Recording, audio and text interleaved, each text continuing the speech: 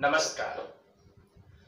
सत्यम Shivam Sundaram GK में आपका हार्दिक स्वागत है, अभिनंदन है।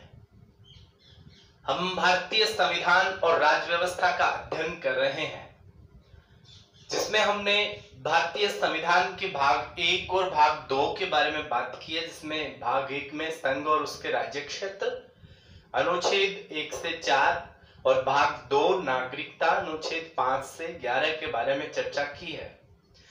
नागरिकता से संबंधित 2 वीडियो हमने बनाए हैं। एक नागरिकता के टॉपिक को समझाया गया, दूसरे में कैसे नागरिकता हासिल होती है भारत की और कैसे भारतीय नागरिकता को समाप्त किया जाता है। आज हम पढ़ेंगे भारत का जो संविधान है उसका भाग 3, जिसका नाम है मूल अधिकार या मौलिक अधिकार, और अनुच्छेद जहां हमने 11 पे छोड़ा, उसके बाद आगे से अनुच्छेद 12 से लेकर के 35 तक का। अगर आपने अभी तक मेरे चैनल को सब्सक्राइब नहीं किया है तो कृपया चैनल को सब्सक्राइब करें और बेल आइकन को प्रेस करें।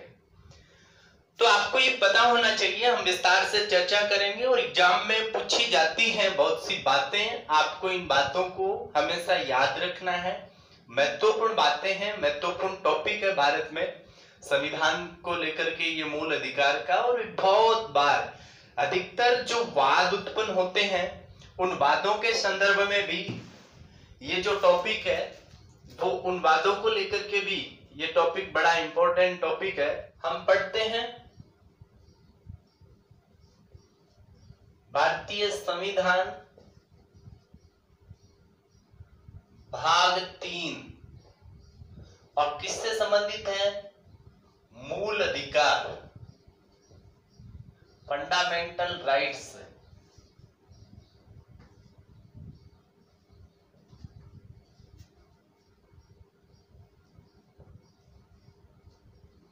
और आर्टिकल 12 से 35। ये जो संविधान का भाग 3 है, जिसमें मूल अधिकार है, फंडामेंटल राइट्स है, ये अनुच्छेद 12 से 35 तक है। कैसे है, क्या है, तो इसके संदर्भ में हम 2-3 बातें हैं इंपॉर्टेंट, उनके बारे में चर्चा करेंगे। आपको ये पता होना चाहिए कि जो भारत का संविधान का भाग 3 है, इसको संविधान का मैग्ना कार्टा कहा जाता है। क्या कहा जाता है? संविधान का मैग्ना कार्टा। भाग 3 यानी मूल अधिकारों को भारतीय संविधान का मैग्ना कार्टा कहा जाता है। पूछा जाता है कि मैग्ना कार्टा किसे कहा जाता है? संविधान के भाग 3 को यानी मूल अधिकारों को यानी फंडामेंटल राइट्स को यानी आर्टिकल 12 से 35 को संविधान का मैग्ना कार्टा कहा जाता है। क्यों कहा जाता है? क्योंकि आपको ये पता होना चाहिए कि 15 जून 1215 ईस्वी में इंग्लैंड के राजा जॉन ने मूल अधिकारों का प्रथम लिखित दस्तावेज वहां की जनता को दिया था, इसलिए इसे संविधान का मैग्ना कार्टा कहा गया। उसे यानी मैग्ना कार्टा क्या था? मैग्ना कार्टा 15 जून 1215 ईस्वी में सर्वप्रथम इंग्लैंड के राजा जॉन ने वहां के नागरिकों को कुछ अधिकार प्रदान किए थे। उनको क्या कहा जाता है? Magna carta. तो ये हमें भारतीय जनता को भी ये जो अनुच्छेद है, ये लिखित में हमें कुछ अधिकार दिए हैं, इसलिए इसे संविधान का मैग्ना कार्टा कहा जाता है। अब हम बात करें मूल अधिकार हम कहां से प्राप्त किए हमने, तो आपको ये पता होना चाहिए कि जो अमेरिका है, यूएसए है, उसमें जो बिल ऑफ राइट्स है, बिल ऑफ राइट्स के तहत ही इसे भारतीय संविधान में शामिल किया गया है। उनसे ये जो प्रेरणा है ये हमें प्राप्त हुई है, ये अपन को ध्यान रखना है कि कहां से प्राप्त हुई है। बिल ऑफ राइट्स 1791 ईस्वी में ये जो अमेरिका है, यूएसए है, इसमें बिल ऑफ राइट्स। आपको ये ध्यान रखना है कि जो हमारे यहाँ पे है वो भारत में है फंडामेंटल राइट्स, वही अमेरिका में बिल ऑफ राइट्स है, यूएस में, ब्रिटेन में भी बिल ऑफ राइट्स ही है। तो ये भी आपको ध्यान रखना है। उसके तहत भारतीय संविधान के भाग 3 में अनुच्छेद 12 से 35 तक इनको जोड़ा गया है। तीसरी महत्वपूर्ण बात के बारे में चर्चा करें तो मूल अधिकारों को लेकर के, और सर्वप्रथम हमारे लोकमान्य बाल गंगाधर तिलक के द्वारा जो स्वराज्य विधेयक है, स्वराज्य विधेयक, ध्यान रखना कि ये जो सर्वप्रथम बाल गंगाधर तिलक के द्वारा स्वराज्य विधेयक के अंदर 1895 ईस्वी में सबसे पहले मूल अधिकारों की मांग की थी, और मांग करते हुए उन्होंने कहा था कि स्वराज्य मेरा जन्मसिद्ध अधिकार है और मैं इसे लेकर रहूंगा। तो ये किसने कहा था? ये बाल गंगाधर तिलक ने कहा था कि स्वराज्य मेरा जन्मसिद्ध अधिकार है।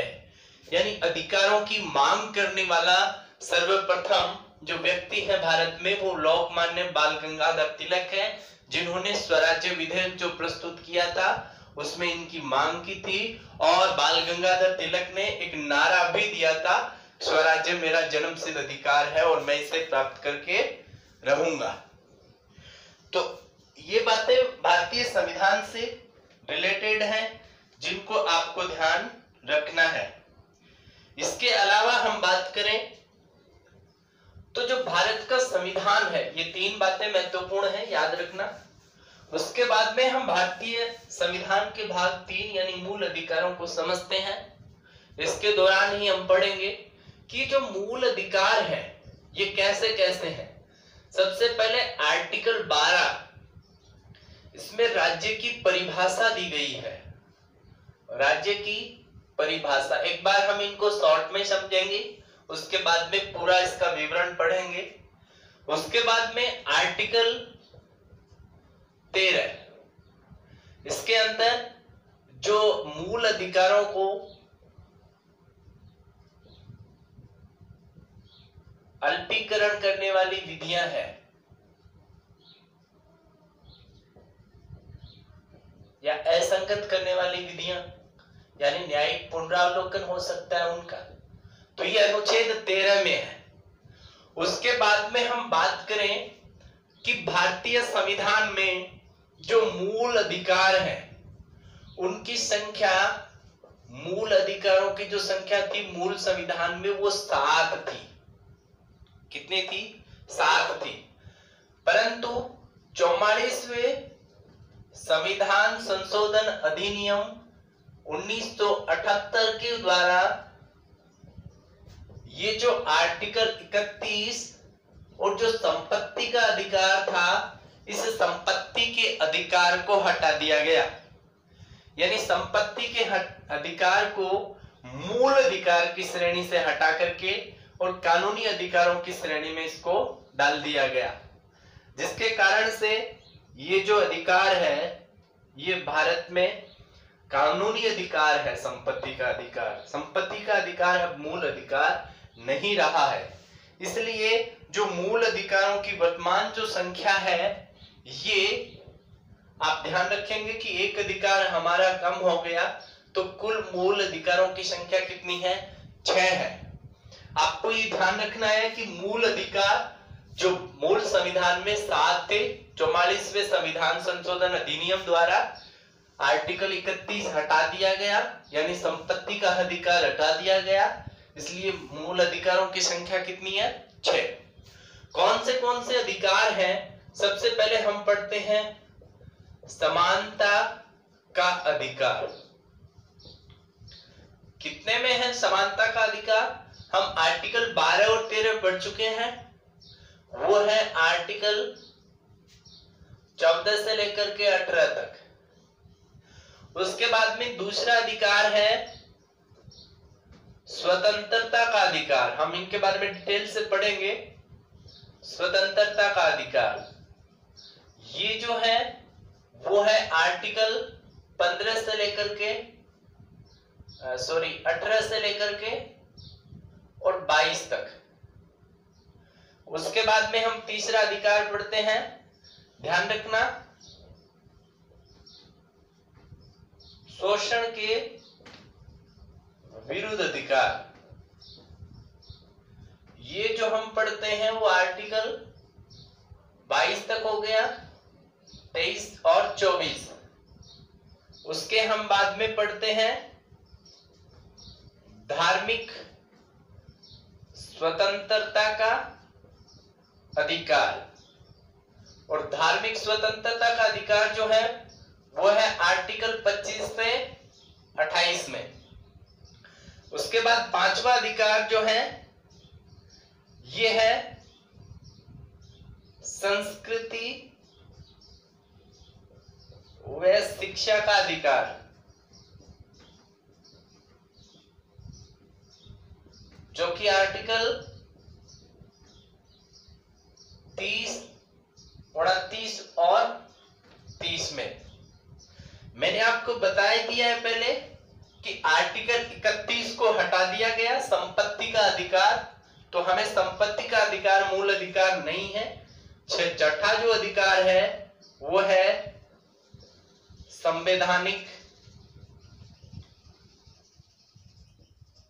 उपचारों का अधिकार, और ये है आर्टिकल 32, संवैधानिक उपचारों का अधिकार आर्टिकल 32।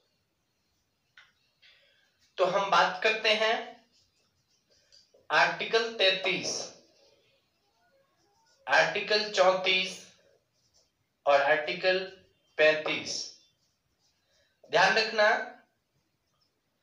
आर्टिकल 33 जो है वो है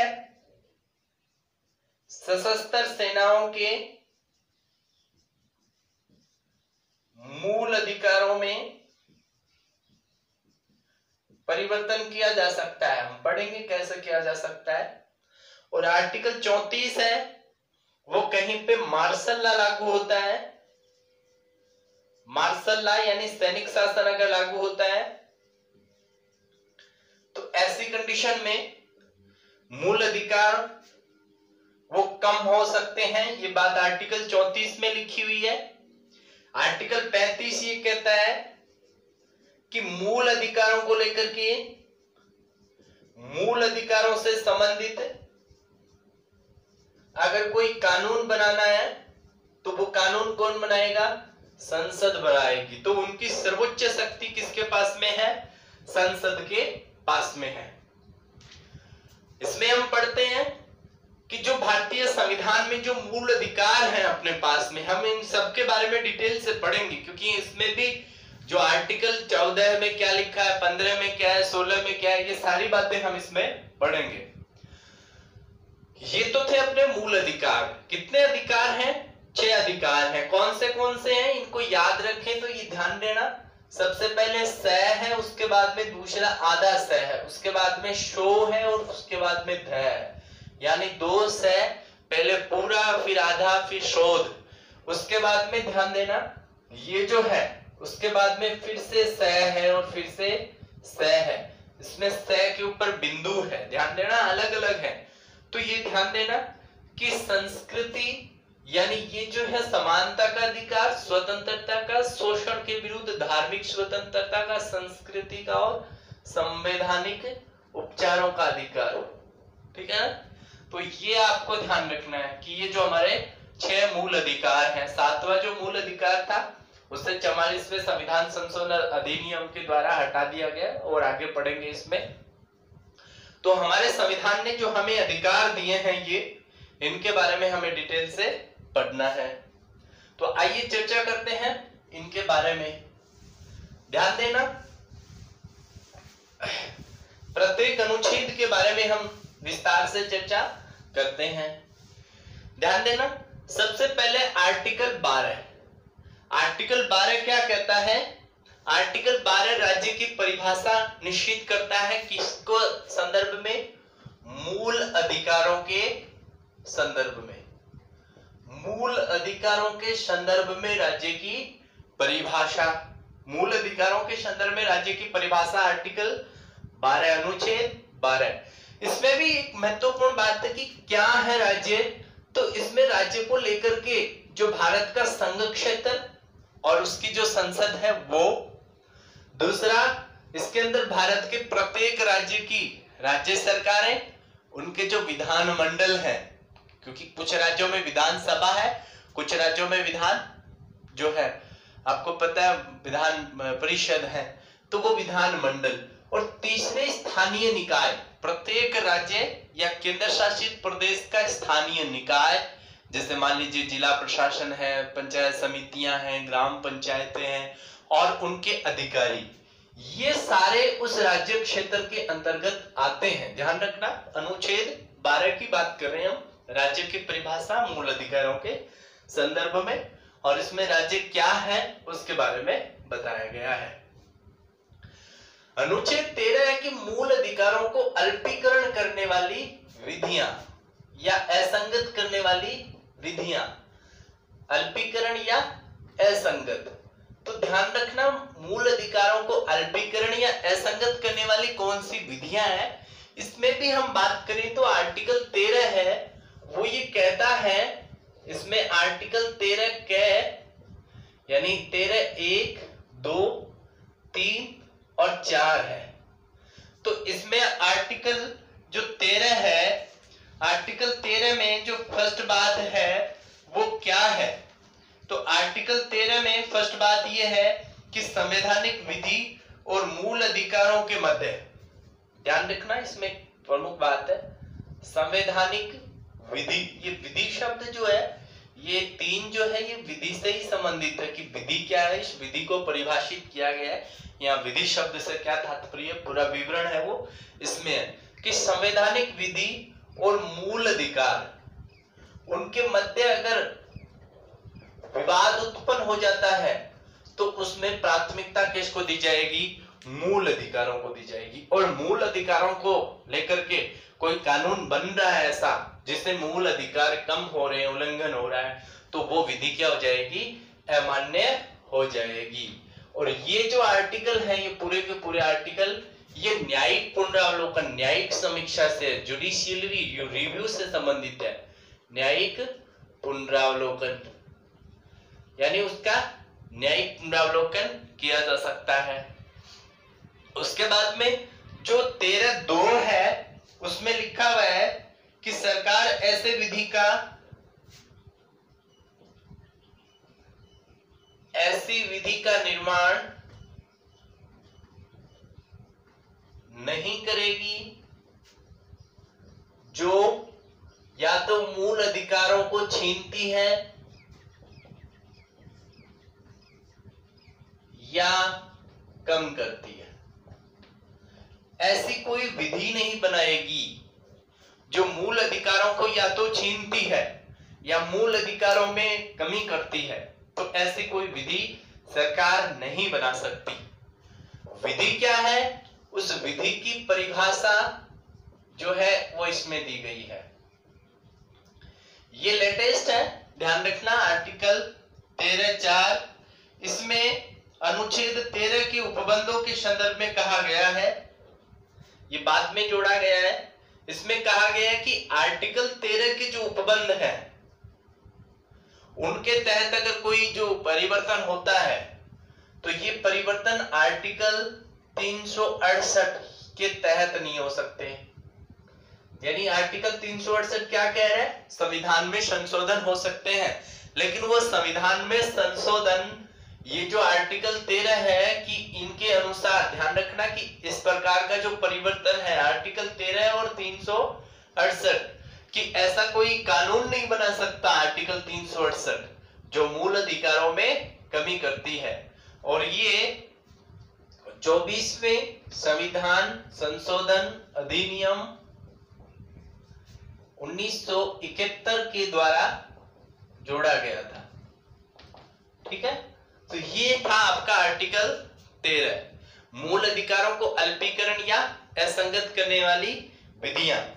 उसके बाद में हम पढ़ते हैं जो हमारा आर्टिकल है 14 से लेकर के पूरे अधिकारों के बारे में चर्चा करते हैं।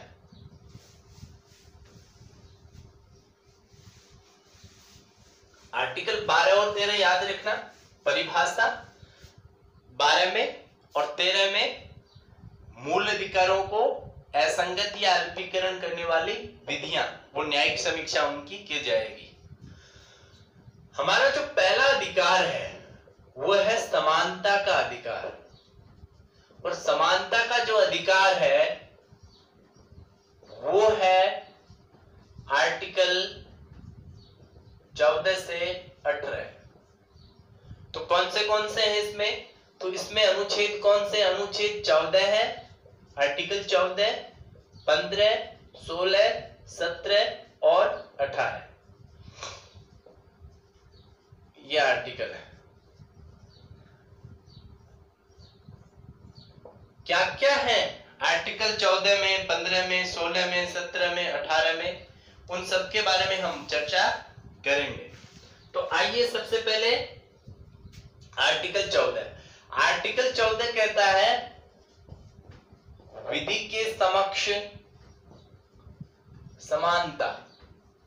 आर्टिकल 14 कह रहा है कि कानून की नजर में सभी समान हैं, विधि के संदर्भ में समानता। अनुच्छेद 14 कानून की नजर में कोई बड़ा नहीं है, कोई छोटा नहीं है।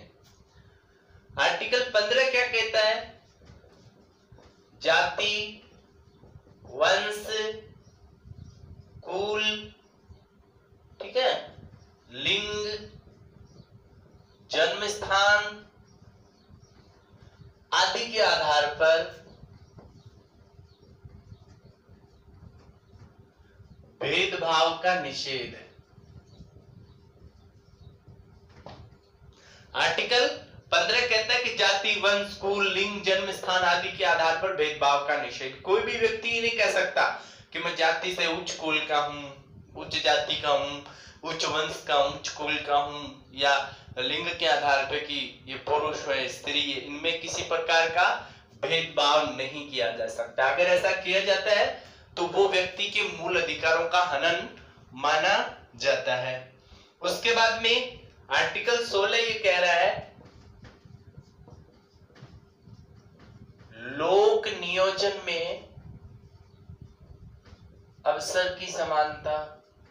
कुछ चीजें हैं जिनमें अपवाद मिलता है, विधि के समक्ष समानता या इनमें जाति, वंश में, इनमें लिंग में, क्योंकि जैसे मान लीजिए स्त्री और पुरुषों में जैसे जो आरक्षण व्यवस्था है तो इनमें कुछ एक में अपवाद मिलता है।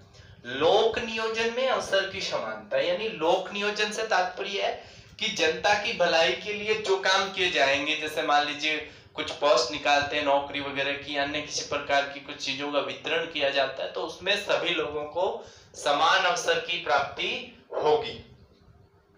आर्टिकल 17 कह रहा है अस्पृश्यता, यानी छुआछूत। ये पहले बहुत ज्यादा था, इसलिए का अंत। कोई व्यक्ति ये नहीं कह सकता कि भाई मेरे पास में नहीं आना, ये मतलब अभी जो वर्तमान में जो चल रहा है, तो ये जो चीजें हैं कि अस्पृश्यता का अंत, ये आर्टिकल 17 में है। आर्टिकल 18 में उपाधियों का अंत, उपाधियों का अंत, यानी किसी व्यक्ति को, बहुत से ऐसे वाद हैं मूल अधिकारों को लेकर के हम पढ़ेंगे, जैसे मूल अधिकारों के संदर्भ में केशवानंद भारतीवाद वगैरह, बहुत से ऐसे वाद है जिनके बारे में चर्चा करेंगे हम। तो उपाधियों का अंत, कोई व्यक्ति अपने नाम के साथ राय बहादुर, महाराजा धीराज, राजा, ऐसी उपाधियां हैं वो नहीं लगा सकता। कुछ समय पहले ऐसे वाद हैं वो न्यायालय में पहुंचे थे, तो उनको लेकर के कि भाई जैसे भारत रत्न वगैरह ये जो दिए जाते हैं, तो कोर्ट ने कहा कि ये उपाधियां नहीं है, ये सम्मान है, और सम्मान किसी को भी दिया जा सकता है, परंतु वे उनका प्रयोग अपने नाम के साथ नहीं कर सकते। तो ये है आपका समानता का अधिकार। याद रखना, समानता का अधिकार अनुच्छेद 14 से 18। पहला है विधि के समक्ष समानता, दूसरा है जाति, वंश, कुल, लिंग, जन्म स्थान आदि के आधार पर भेदभाव का निषेध, आर्टिकल 16 में लोक नियोजन में अवसर की समानता, 17 में अस्पृश्यता का अंत और 18 में उपाधियों का अंत। समानता का अधिकार हमने पढ़ा। दूसरा जो अधिकार है वो है स्वतंत्रता का अधिकार। ये है आर्टिकल 19 से 22। 19 से 22 में आप देखेंगे कि जिसमें आर्टिकल 19 है उसमें 6 स्वतंत्रताएं हैं जो है वो दी गई हैं, वाक और अभिव्यक्ति इनसे संबंधित। तो इसमें 6 स्वतंत्रताएं हैं। पहले इसमें कितनी थी? 7 स्वतंत्रताएं थी। हम इसमें पढ़ेंगे 19 कै, खे,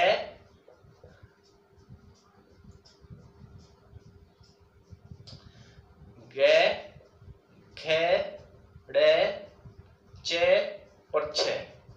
इसमें हम पढ़ेंगे कि 19 चे जो है वो जैसे ही संपत्ति के अधिकार को कानूनी अधिकार बना दिया गया मूल अधिकार से, तो वो स्वतंत्रता है वो हटा दी गई 44वें संविधान संशोधन। इसमें है वाक और अभिव्यक्ति की स्वतंत्रता। ध्यान देना कि अनुच्छेद जो 19 है 19 में क्या क्या जो स्वतंत्रताएं दी गई है।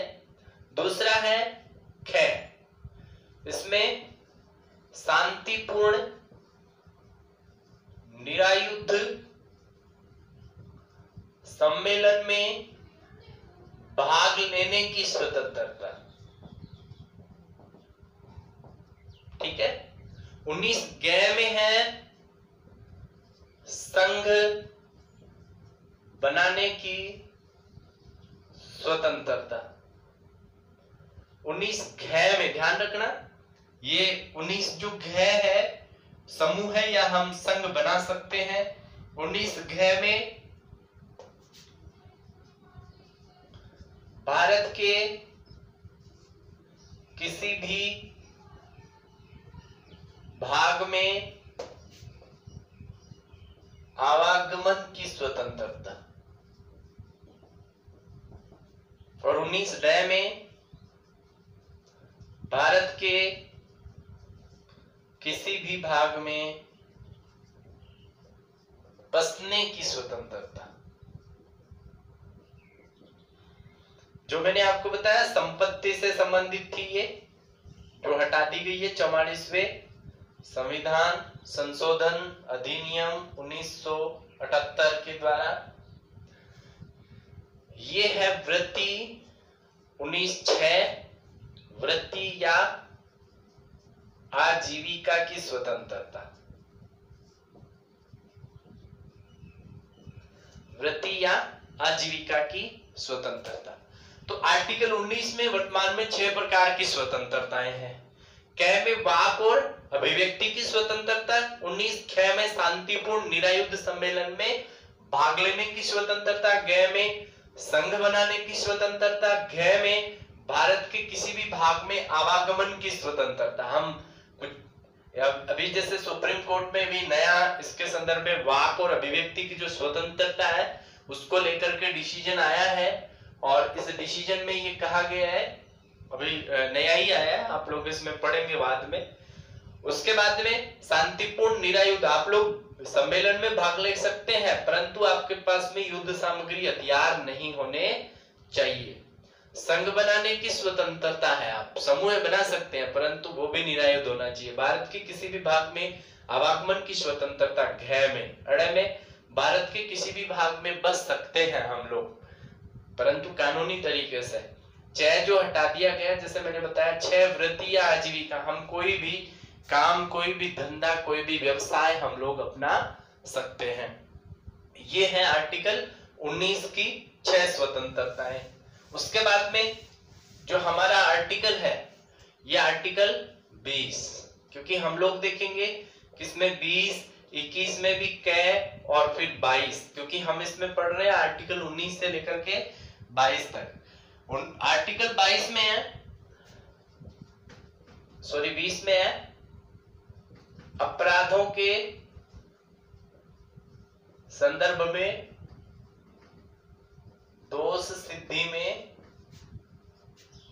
संरक्षण।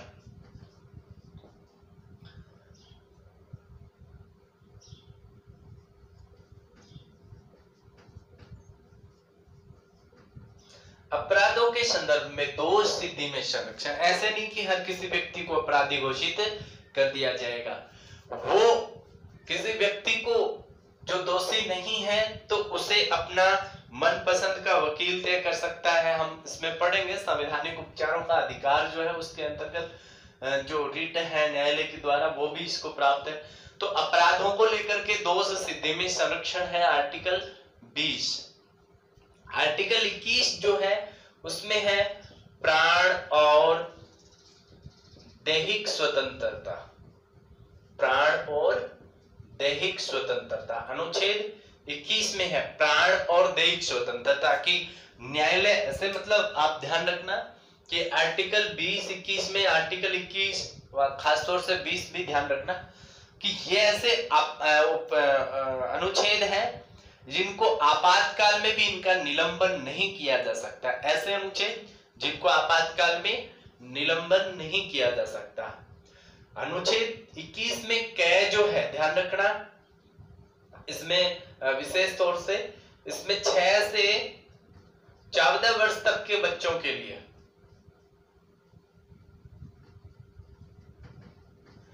ये जो आर्टिकल 21 कै आर्टिकल जो है 45 और संविधान का आर्टिकल 51 कै ये आपको ध्यान रखना है विशेष तौर से 6 से 14 वर्ष तक के बच्चों के लिए है निःशुल्क और अनिवार्य शिक्षा के लिए। 3 आर्टिकल है।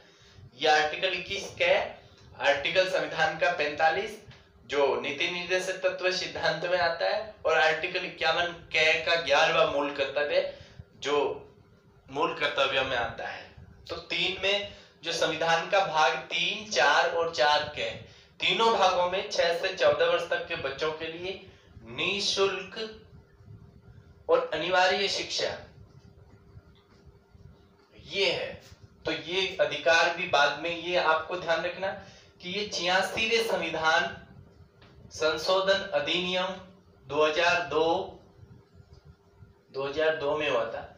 86वें संविधान संशोधन अधिनियम 2002 के द्वारा ये 21 कै है ये एक और जो अधिकार है ये दिया गया है, मूल अधिकार में इसको शामिल किया गया है।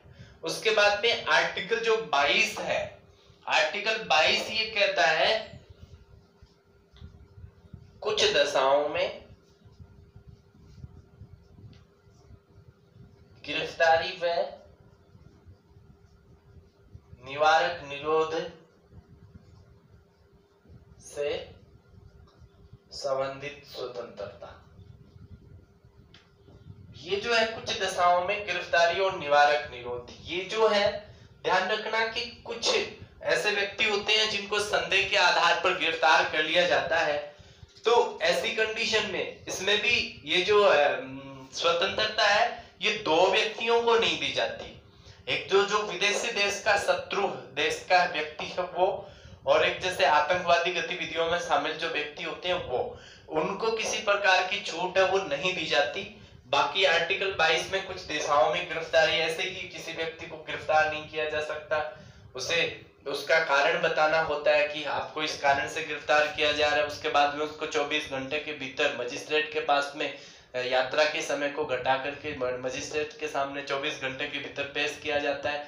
3 महीने से अधिक अवधि तक उसको रख नहीं सकते, रिमांड पे नहीं रख सकते उसको। तो ये सारी जो चीजें हैं ये आर्टिकल 22 में लिखी हुई हैं। तो ये ध्यान रखना स्वतंत्रता का अधिकार आर्टिकल 19 से 22। आर्टिकल 19 जो 6 स्वतंत्रताएं दी गई थी मैंने आपको बताया। 19 कै वृत्ति आजीविका की, 19 ख में मैंने बताया शांतिपूर्ण न्याय सम्मेलन में, ग में बताया आपको संघ बनाने की, घ में भारत में आवागमन की, अड़ में भारत में बसने की, और जैसे मैंने आपको बताया कि 6 हटा दी गई संपत्ति की, और 6 जो स्वतंत्रता है उसमें वृत्ति और आजीविका की। आर्टिकल 20 अपराधों के संदर्भ में दोष सिद्धि में संरक्षण। आर्टिकल 21 के प्राण और दैहिक स्वतंत्रता, आर्टिकल 21 के इसमें हम पढ़ेंगे प्राण और दैहिक स्वतंत्रता में हम बात कर रहे थे आर्टिकल, जैसे मैंने आपको बताया 33, तो आर्टिकल 33 में प्राण और दैहिक स्वतंत्रता के संदर्भ में जैसे सशस्त्र सेना है उनके मूल अधिकारों में कमी की जा सकती है।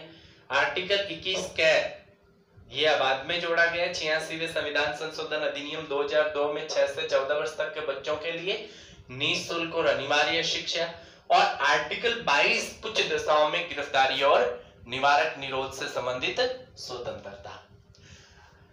अब हम बात करते हैं तीसरे मूल अधिकार के बारे में। तीसरा जो मूल अधिकार है ये है शोषण के विरुद्ध अधिकार, और ये है आर्टिकल 23 और 24। ध्यान रखना दो छोटे छोटे आर्टिकल हैं। आर्टिकल 23 वैसे आर्टिकल छोटा बड़ा नहीं होता, ध्यान रखना आर्टिकल सारे समान होते हैं, ये इसमें इजी से ही है, बातें कुछ ज्यादा नहीं है। आर्टिकल 23 जो है, आर्टिकल 23 और 24 ये शोषण के विरुद्ध अधिकार के अंतर्गत आते हैं। तो इसमें मानव दुर्व्यापार और बाल श्रम का निषेध है। मानव दुर्व्यापार और बाल श्रम का निषेध है। और आर्टिकल 24 ये है कि जो बच्चे अल्पवयस्क हैं यानी 14 वर्ष से कम है उनको, बच्चों को जोखिम कार्य नहीं करवाया जा सकता, जोखिम कार्य का निषेध। तो ये है शोषण, मतलब मानव दुर्व्यापार की व्यक्ति को पहले दास प्रथा वगैरह जो प्रथाएं थी इसमें व्यक्ति को पशुओं की भांति दूसरे व्यक्ति को बेच दिया जाता था, उसको मानव दुर्व्यापार कहा गया।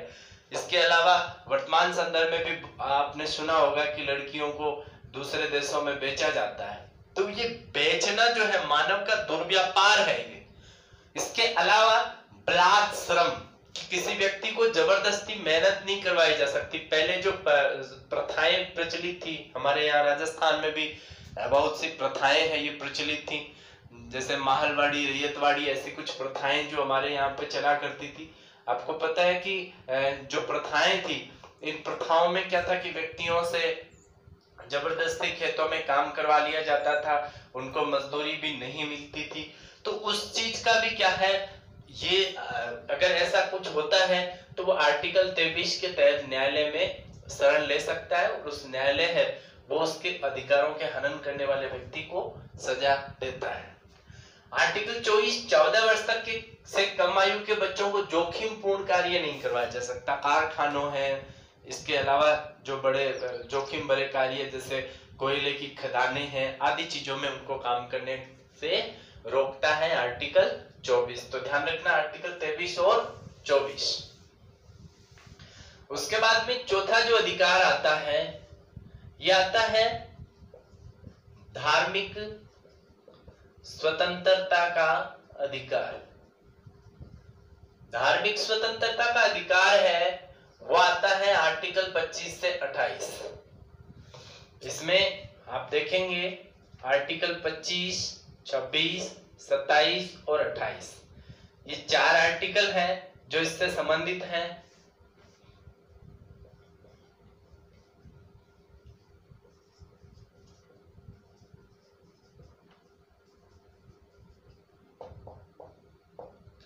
ये हमें धर्म और अंतःकरण की स्वतंत्रता देता है। धर्म और हम किसी भी धर्म को मान सकते हैं, हमारे अंतर्मन में क्या है हम उस चीज को अपना सकते हैं। धर्म और अंतःकरण की स्वतंत्रता है वो आर्टिकल 25 के तहत है। इसके अलावा आर्टिकल 26 है, ये हमें किसी भी प्रकार के धार्मिक प्रबंधन करने की स्वतंत्रता है ये देता है कि हम किसी भी प्रकार के हम अपने धर्म जिसमें आस्था रखते हैं उसका हम प्रबंधन कर सकते हैं। इसके अलावा आर्टिकल 27 क्या कहता है? किसी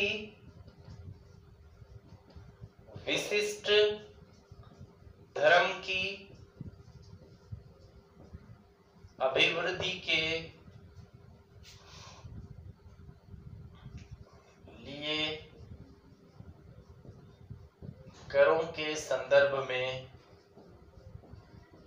स्वतंत्रता, कि किसी विशेष धर्म को बढ़ाने के लिए, अगर कर देने के लिए हमें कोई व्यक्ति है वो बाध्य नहीं कर सकता, तो कर देने के लिए, धार्मिक कर देने के लिए बाध्य नहीं किया जा सकता।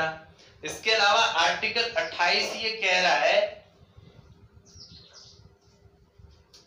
कुछ शिक्षण संस्थाओं में धार्मिक शिक्षा देने संबंधी स्वतंत्रता, यानी जो राज्य द्वारा पोषित ऐसे शिक्षण संस्थान, उनमें धार्मिक शिक्षा के लिए बच्चों को बाध्य नहीं किया जा सकता। जैसे अभी ये जो आर्टिकल 28 को लेकर के विवाद चला था, जिसमें मुसलमानों ने ये कहा कि जो प्रार्थना होती है स्कूलों में वो हमारे धर्म में मान्य नहीं होती, तो कोर्ट ने कहा कि जरूरी नहीं है कि वो उसमें शामिल हो, क्योंकि उनको, अगर वो ईश्वर को नहीं मानते और ईश्वर को समर्पित है प्रार्थना, तो इसमें जो है ये धार्मिक जो शिक्षण संस्थान है तो उनमें धार्मिक शिक्षा है वो अगर नहीं दी जा सकती, राज्य द्वारा पोषित जो शिक्षण संस्थान है उनमें धार्मिक शिक्षा नहीं दी जा सकती, तो उसके संदर्भ में आर्टिकल 28। तो धार्मिक स्वतंत्रता के अधिकार में जो 4 आर्टिकल है 25 से 28, इसमें आर्टिकल 25 में धर्म और अंतःकरण की स्वतंत्रता है, 26 में धार्मिक प्रबंधन करने की स्वतंत्रता है, 27 में किसी विशिष्ट धर्म की अभिवृद्धि के लिए करों के संदर्भ में कि किसी व्यक्ति को किसी भी प्रकार से बाधित नहीं किया जा सकता, और कुछ शिक्षण संस्थाओं में धार्मिक शिक्षा देने संबंधी स्वतंत्रता है। हम इसमें पढ़ेंगे कि जो आर्टिकल जो हम पढ़ेंगे, अगला जो पढ़ेंगे 29, 30 अल्पसंख्यक वर्गों के हितों का संरक्षण, तो उसमें अल्पसंख्यक वर्ग है वो आर्टिकल 30 के तहत वो अपनी धार्मिक शिक्षा दे सकता है। आर्टिकल 30 के तहत कि उनमें हम इसमें चर्चा आगे आने वाले अनुच्छेद में कर रहे हैं।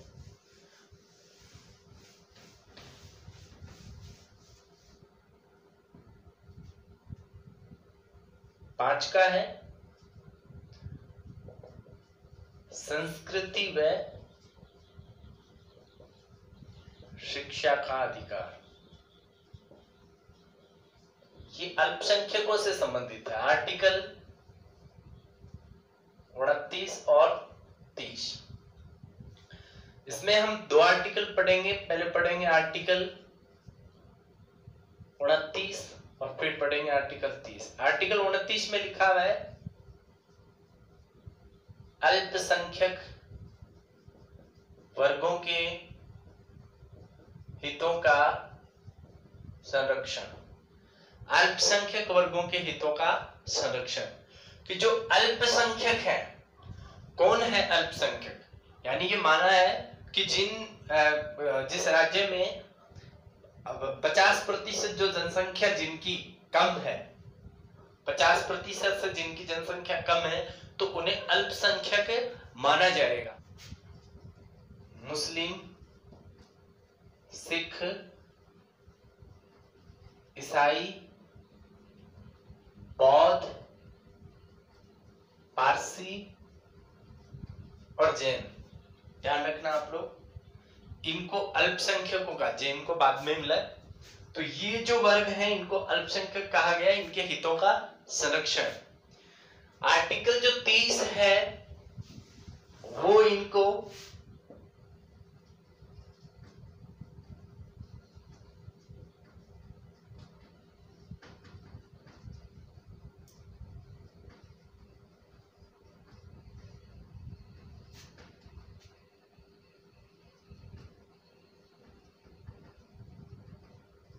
प्रबंधन करने संबंधी, कि अल्पसंख्यक वर्गों को धार्मिक शिक्षण खोलने और उनका प्रबंधन करने संबंधी जो स्वतंत्रता है वो आपके आर्टिकल इसमें 30 में लिखा हुआ है कि उनको अपना अधिकार है अल्पसंख्यकों को कि वह अपने धार्मिक शिक्षण संस्थान उनकी स्थापना कर सकते हैं, खोल सकते हैं। तो ये आर्टिकल 30। उसके बाद में जैसे कि हम चर्चा कर रहे थे कि जो आर्टिकल 31 आता है, यहां हम अलग से चर्चा कर लेते हैं आर्टिकल 31 की। आर्टिकल 31 जो है ये संपत्ति का अधिकार था, और संपत्ति का अधिकार है इसको कानूनी अधिकार की श्रेणी में डाल दिया गया है। ये जो है 44वें संविधान संशोधन अधिनियम 1978 के द्वारा इसे हटा दिया गया है, परंतु फिर भी इसे 300 आर्टिकल 300 कै जो है ये जोड़ करके इसमें ध्यान रखना।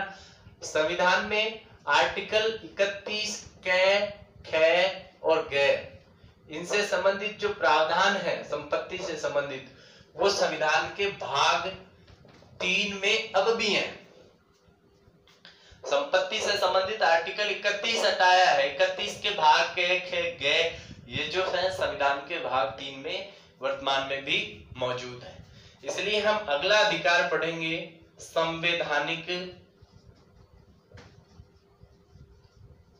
उपचारों का अधिकार, वो है आर्टिकल 32।